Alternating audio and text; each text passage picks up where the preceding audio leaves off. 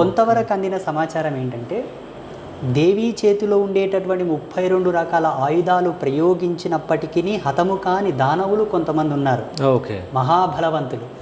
వాళ్ళను సంహరించడానికి బ్రహ్మ విష్ణు మహేశ్వరులు ఈ ముగ్గురు కలిసి ఒక ఆయుధంగా మారారు.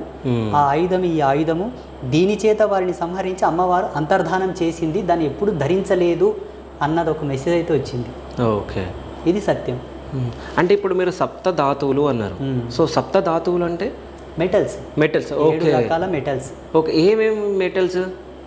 కంచు, రాగి, బంగారు, వెండి, ఓకే, ఇత్తడి, ఐరన్, ఇంకా కొన్ని 7 రకాల మెటల్స్. అంటే ఈ త్రిశూలంలో 7 రకాల మెటల్స్ ఉన్నాయి ఇప్పుడు. సప్తధాతువులు కరగబోసే చేశారు. ఓకే, పట్టుకోవచ్చా ఒకసారి? టచ్ చేయి. ఓకే, ఈ శూలాన్ని స్పృశిస్తేనే తెలిసి తెలియక చేసిన పాపాలని పోతాయండి. ఓకే, మన మీద ఏదైనా ప్రయోగం ఉన్నా, ఎవరైనా మనం అంటే గిట్టని వాళ్ళు ఏదైనా తెచ్చి మన ఇంటి మీద చల్లినా ఓకే, వచ్చి అలా టచ్ చేస్తే చాలు, ఓకే, ఆల్రెడీ తీసేస్తుంది అనమాట మొత్తం. ఓకే. అంటే సైంటిఫికల్లీ కూడా ఈ 7 మెటల్స్ కనుక ఒకతోన కలిస్తే వాటిలో ఒక ఎనర్జీ అనేది ఫామ్ అవుతూ ఉంటుంది. ఓకే, నేచర్ నుంచి ఆ గ్రాస్పింగ్ అనేది తీస్తుంది అది, మళ్ళీ అది రిఫైన్ చేసి ఈ ఆవరణం అంతా కూడా ఆ ఎనర్జీని అంతా ఫిల్టర్ చేస్తుంది అది. ఓకే.